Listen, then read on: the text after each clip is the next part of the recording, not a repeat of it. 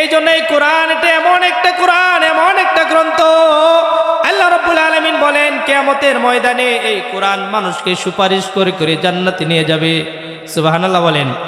এই কোরআন মানুষকে সুপারিশ করে করে জান্নাতে নিয়ে যাবে। আবার একটা সময় আসবে এই কোরআন মানুষকে সুপারিশ করে করে আল্লাহ তাআলার কাছে বলে, আল্লাহ এর সম্পর্ক আমার সাথে ভালো ছিল না, এই কোরআনের বিরোধিতা করেছে, কোরআনের আলোচনার বিরোধিতা করেছে, ইসলামী রাষ্ট্র কায়েম করার জন্য চাইছিল, ইসলামী রাষ্ট্রের বিরোধিতা করেছে। এই কোরআন সাক্ষ্য দিবে আমাকে সে তেলাওয়াত করে নাই, আমাকে সে তার জীবনের ভিতরে বাস্তবায়ন করে নাই, আমার কোরআন অনুযায়ী তার জীবন পরিচালনা করে নাই। আল্লাহ এই ব্যক্তিকে তুমি ধৈরা জাহান্নামে দিয়ে দাও। তখন কোরআনের সুপারিশ গ্রহণ করা হবে। আল্লাহ রব্বুল আলামিন কোরআনের বিরোধিতাকারী ব্যক্তিকে জাহান্নামে নিক্ষেপ করে দিবে। তাহলে দেখা যায়, চিন্তা করা যায়, এই কোরআন আমার জীবনে, আমার রাষ্ট্রীয় জীবনে, পারিবারিক জীবনে, সামাজিক জীবনে বাস্তবায়ন করার দরকার আছে না নাই? আরে জোরে বলতে হবে, আছে না নাই? এই কোরআনের আইন দিয়ে চলার জন্য মুসলমানের দরকার আছে না নাই? এই কোরআনের সুশাসন যখন সমাজের ভিতরে প্রতিষ্ঠিত হবে, তখন কোনো চাঁদাবাজ, কোনো ঘুম খুন, কোনো দুর্নীতিবাজ দুনিয়ার মধ্যে টিকে থাকতে পারবে না। এই জন্য এই কোরআনের আইন যখন চালু হয়ে যাবে, সমস্ত মানুষগুলো নিরাপদে চলে যাবে। যেমন আল্লাহর রাসূল সাল্লাল্লাহু আলাইহি সাল্লামের জামানার কথা যদি আমরা চিন্তা করি, আমরা এখন বর্তমান ক্লাস 1 থেকে নিয়ে মাস্টার্স কমপ্লিট করি, বড় বড় ডিগ্রি অর্জন করি, ডিগ্রির পর ডিগ্রি অর্জন করতেছি। এই ডিগ্রির কোনো দাম থাকে না যদি মানুষের মানুষত্ব ঠিক না থাকে। জুড়ে বলেন। অনেক মানুষ দেখা যায় বড় বড় শিক্ষিত, অনেক বড় বড় পণ্ডিত, কিন্তু তাদের জবান থেকে এমন কথা বাহির হয় যে কথাগুলো শুনলে সাধারণ মুসলমানের গা গরম হয়ে যায়। নাস্তিক মার্কা কথা বের হয় কি হয় না? জুড়ে বলেন। তাহলে বোঝা যায় তুমি এত বড় বড় ডিগ্রি অর্জন করেছো, এই সমস্ত ডিগ্রির সাথে আল্লাহর কোরআনকে মিলাও। আল্লাহর কোরআন যদি তুমি শিক্ষা করতে পারতে আর এই সমস্ত ডিগ্রির উপর যদি রাখতে পারতে, তাহলে তোমার মানুষত্ব ঠিক থাকতো, ডিগ্রি ঠিক থাকতো।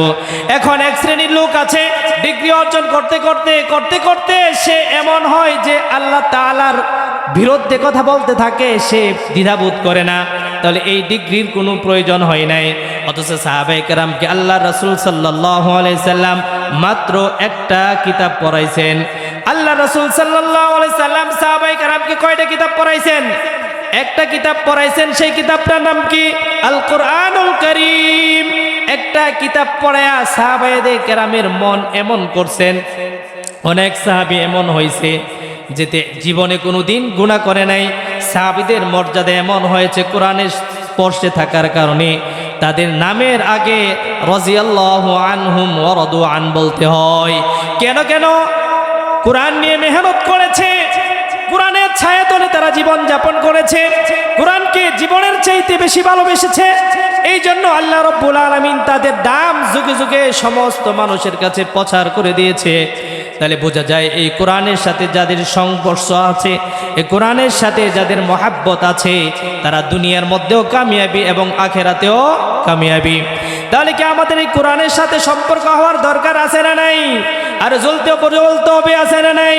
তাহলে দেখেন, একটা সময় এমন যেত, আমরা যখন ছোট্ট অবস্থায় ছিলাম তখন দেখতাম আমরা ফজরের নামাজ পড়ে মাদ্রাসা থেকে যখন বের হইতাম, রাস্তাঘাটের মধ্যে প্রত্যেকটা ঘর থেকে কোরআনুল কারীম তেলাওয়াতের আওয়াজ আসতো কি আসতো না? আর জোরে বলে নাচতে কি আসতো না? এখন বর্তমান যদি লক্ষ্য করা যায়, কোরআনে কারীমের তেলাওয়াত আসে না? অবশ্যই আসে না। কারণ কি? কারণ হলে এমন একটা জামানায় আমরা পড়ছি, প্রত্যেকটা ঘরে ঘরে টিভি এবং সিটি দিয়ে ভরা, ডিসেল লাইন দিয়ে ভরা। প্রত্যেকটা মানুষ গিয়ে দেখবেন ঘরের ভিতরে আমরা মুসলমান, তারপরে ডিশ লাইন আছে না নাই? ডিশের বিল প্রতি মাসে 500-1000 টাকা দিতে পারে, মসজিদের বেতন 50 টাকা দিতে পারে না। যেই জাতি মসজিদের বেতন 50 টাকা দিতে পারে না, ডিশের বিল 1000 টাকা দিতে পারে, এই জাতির কপালে অতি শীঘ্রই আল্লাহ তাআলার গজব অনিবার্য। কারণ কোরআনের মহাব্বত নাই। অথচ দেখেন, একটা ছাত্র, এই যে আপনাদের জামিয়া রমিজিয়া যে মাদ্রাসা, সেই মাদ্রাসার ভিতরে একটা ছাত্র পাঠায় দেন। পাঠায় দেওয়ার পর ছাত্রটা ছোট্ট থেকে প্রথম অবস্থায় প্রাথমিক সবক যখন 29টা হরফ সে তেলাওয়াত করবে, 29টা হরফ আয়তন করবে, আয়ত্ত করার পর একটা সময় সে এখান থেকে পরে হাফেজা হবে, এখান থেকে পরে যখন আলেমা হবে তখন সে কোরআনের আলো ছড়াতে পারবে কি পারবে না, জুড়ে বলেন। তাহলে একটা দেখেন, চিন্তা করেন, এই কোরআনকে হেফাজত করার দায়িত্ব আপনার আছে না নাই? আরে জুড়ে বলতে হবে, এলাকাবাসীর আছে না নাই? প্রত্যেকটা মুসলমানের আছে না নাই? অথচ আমার আপনার কোরআনুল কারীমকে হেফাজত করার দায়িত্ব আছে, কারণ আমি মুসলমান, আমার আছে। এখন আল্লাহ তাআলা বলেন, তুমি যদি হেফাজতকারী নাও হও, তাহলে এই কোরআন আমি নাজিল করছি, এই কোরআন আমি আল্লাহ রব্বুল আলামিনই হেফাজত করব। এই জন্য কেমনে হেফাজত করবেন? আল্লাহ রব্বুল আলামিন বলেন, দুনিয়ার মধ্যে সমস্ত কিতাব যে আমি 104 খানা কিতাব নাজিল করেছিলাম, এই 104 খানা কিতাবের 103 খানা কিতাবের কোনো হাফেজ ছিল না, কারণ ওইটার গ্যারান্টি আমি দেই নাই যে এটাকে আমি রক্ষা করব। আমি মূল গ্রন্থ আল কোরআনকে রক্ষা করব, এটার অনুমতি, এটার ডিসিশন আমি আল্লাহ রব্বুল আলামিন কোরআনে দিয়েছি। এই জন্য আমি আল্লাহ রব্বুল আলামিন কোরআন দিয়েছি, আমি এই কোরআন হেফাজত করব আমি। তোমরা যদি নাও করো তাহলে আমার কোনো কিছু আসে যায় না। তাহলে যদি আমি আপনি রক্ষা না করি, লস আমার না আল্লাহর? এ জোরে বলতে হবে, আমার না আল্লাহর লস? অবশ্যই আমার লস। আমি যদি ইবাদত করি তাহলে লাভ আমার, আমি যদি ইবাদত বন্দেগী না করি তাহলে আমার লস হবে, আমার লাভ হবে না। আল্লাহ তাআলা বলেন, দুনিয়ার মধ্যে তোমাদেরকে বানাইছি, কোরআন দিয়ে পাঠিয়ে দিলাম, এই কোরআন অনুযায়ী তোমার জীবন পরিচালনা করো, এই কোরআনকে মহব্বত করো, কোরআনকে ভালোবাসো।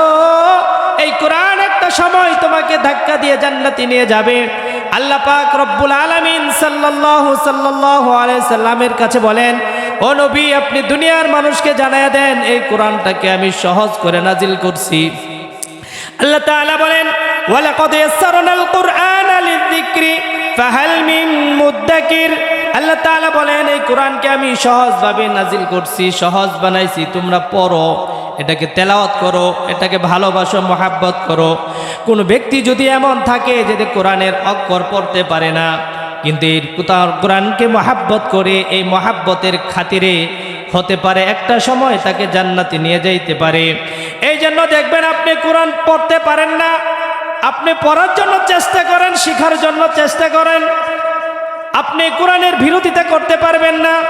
আপনি যদি প্রতিদিন সকালবেলা এই কোরআন পড়তে পারেন না, এই বুকটার মাঝে জড়ায় ধরলেন, ফজরের নামাজ পর, তারপর কোরআনটাকে আপনি এমনি হাত দিয়ে দেখলেন, অক্ষরগুলি দেখলেন, আর চোখের পানি ছাড়তে থাকলেন, আল্লাহ তাআলার কাছে বললেন, আল্লাহ, আমি কোরআনুল কারীম পড়তে পারি না, আমি এই কোরআনকে মহব্বত করি। তারপরে বুকে চাপা দিয়ে যদি ধরে রাখেন, প্রতিদিন যদি আমল করেন, একটা সময় আপনার ইন্তেকাল হয়ে যাবে।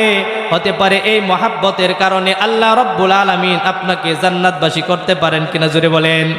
একটা ঘটনা এমন ছিল, একজন বুজুর্গ ছিল, সারাদিন কাঠ কাটতো। কাঠ কাটার সময় যখন সন্ধ্যা হয়ে যাইত, বাড়িতে চলে আসতো, আসার পর বিবি যা পাক করতো তা খাবার খাইতো, খাওয়ার পর নামাজ পড়তো, নামাজ পড়ার পর এশার নামাজ আদায় করার পর সমস্ত মানুষ যখন ঘুমায়া যাইত, ওই কাঠুরে ব্যক্তি ঘুম থেকে উঠতো। ওঠার পর ঘরের ভিতরে একটা ছোট্ট কুটির ছিল, ছোট্ট কুটির ঘরের ভিতরে, সেই ঘরে একটা কোরআন রাখা ছিল। সেই কোরআন ওনা বারবার বের করতেন আর চুমু খাইতেন, আর অক্ষরগুলার ভিতরে হাত দিয়ে বুলাই দিতেন, আর চোখের পানি ছাড়তেন। প্রতিদিন নিয়মিত সে কান্না করতেন, আর নিশিরাতে আল্লাহ তাআলার কাছে বলতেন, মালিক, আমি সাধারণ একজন কাঠুরি, আমি পড়তে জানি না, ভালো কোনো কিছু বুঝতে পারি না, আমি এমন ইবাদত বন্দিগি করতে পারি না, আমি সারাদিন কাঠ কাটি বনের মধ্যে, জঙ্গলের মধ্যে, একটু সময় পাই, এই সময়টা আমি তোমাকে ডাকি, কিন্তু কোরআনে কারীম আমি তেলাওয়াত করতে পারি না, আমার মনে বড় কষ্ট। এই জন্য কাঠুরি সব সময় রাত্র হয়তো আর এই কোরআনের কপি নিয়ে বুকের মধ্যে ঝরে ঝরে কান্না করতেন। কান্না করতে করতে চোখের পানি ধারি মুবারক ভেবে কোরআন শরীফে লাগতেন। আর লাগার পর আবার যখন সময় হইতেন, ফজরের আজান দিতেন, ওই কোরআনটা রাখতেন, রাইখা গিলাপ দিয়ে ভালো করে পেঁচাইতেন, পেঁচে আবার তাকের মধ্যে রাইখা দিতেন। আবার ফজরের নামাজ পড়ে আবার মাঠের মধ্যে চড়ায় যাইতেন, জঙ্গলের মধ্যে গিয়ে আবার কাঠ কাটতেন। আবার দিন যখন গণায় যাইতো, রাত যখন আসতো, আবার নিয়মিত আমল এটাই ছিল। একটা সময় ওই কাঠুরি মারা যায়। কাঠুরি মারা যাওয়ার পর স্বপ্নে তার বিবিকে দেখায় তো বিবি তোমার স্বামী এখন জান্নাতে ঘোরাঘুরি করতেছে। তাহলে কিসের জন্য? এই কোরআনের সাথে মহাব্বত থাকার কারণে, অবশ্যই কোরআনের সাথে মহাব্বত থাকার কারণে আল্লাহ রাসূল সাল্লাল্লাহু আলাইহি সাল্লাম বলেন, এই কোরআনুল কারীমের সাথে যার মহাব্বত হবে সে উভয় জগতের মধ্যে কামিয়াবি হয়ে যাবে। যেমন ভাবে সাহাবায়ে কেরামের জীবন পাল্টে গেছে, যেমন ভাবে উমর ইবনুল খাত্তাব রাদিয়াল্লাহু তাআলা আনহুর জীবন পরিবর্তন হয়ে গেছে। উমর রাদিয়াল্লাহু তাআলা আনহুর জীবনের দিকে যদি আমরা তাকাই, উমর সাধারণ একজন মানুষ ছিলেন। উমর সাধারণ মানুষ ছিলেন। সেই উমর সম্পর্কে কিতাবের ভিতরে আসছে, উমর রাদিয়াল্লাহু তাআলা আনহু যখন বেড়া বকরি চড়াইতে যাইতেন তখন প্রচন্ড মরুভূমির উত্তপ্ত ভালুর তাপ থাকতো। উমর ছোট্ট অবস্থায় থাকতো, ওই তাপ থেকে বাঁচার জন্য বিশেষ করে উট পালন করতেন, উটের ছায়ার নিচে গিয়ে বসতেন। একটা সময় এমন হয়তো উট মাঝে মধ্যে উপরের উমরের মাথার মধ্যে চেনে দিতেন বা লেড়ে দিতেন। তখন উমর বাড়িতে আসতেন, উমরের ভাব বলতো, উমর তোমার মাথার মধ্যে কি? বলে উটের লেদা, উটের চেনা। কে এমন কেয়া? বলে আমার ছায়া নাই, ছায়ার জন্য বসতাম, উট আমার মাথার মধ্যে পায়খানা করে দিত। উমরের পিতা বলতো, এমন একটা গাধা হইছে, সে উট থেকে সরতে পারে না। তো সেই উমর এমন ছিলেন যে ছায়ার মধ্যে গিয়ে বসতেন, সেই উট তার মাথার মধ্যে পায়খানা করে দিতেন। সেই উমর একটা সময় এমন হয়েছে অর্ধ জাহান শাসন করছে, ঠিক কিনা জুড়ে বলেন? অর্ধ জাহান শাসন করছে কিসের কারণে? সে কোরআনের সাথে সম্পর্কিত হয়েছে, এই জন্য শাসন করতে পারছে। তাহলে চিন্তা করে দেখেন, এই কোরআন এমন একটা জিনিস, কোরআন আপনি যত বেশি মহাব্বত করবেন, কোরআন আপনার সন্তানকে যত বেশি তেলাওয়াত করার জন্য দিবেন, আল্লাহ রব্বুল আলামিন আপনার ঘরটাকে বরকত দিয়ে পরিপূর্ণ করে দিবে। তাহলে দেখেন, একটা সময় এমন ছিল, আমরা যখন সকালবেলা রাস্তা দিয়ে বের হইতাম আর মা বাবাদেরকে দেখতাম ঘর থেকে আওয়াজ আসতো কোরআনুল কারীমের তেলাওয়াতের আওয়াজ। এখন বর্তমান সময় আওয়াজ পাওয়া যায় না। গবেষণা করে দেখা যাচ্ছে প্রত্যেকটা ঘরের ভিতরে ডিশ আছে।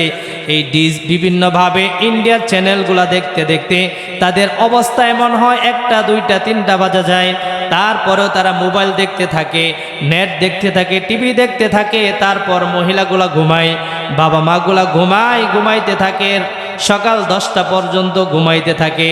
তাহলে যেই জাতি সকাল 10টা পর্যন্ত ঘুমাইতে পারে ফজরের নামাজ বাদ দিয়ে, এই জাতির কপালে ভালো শাসক জন্মে কেমনে সম্ভব হতে পারে না।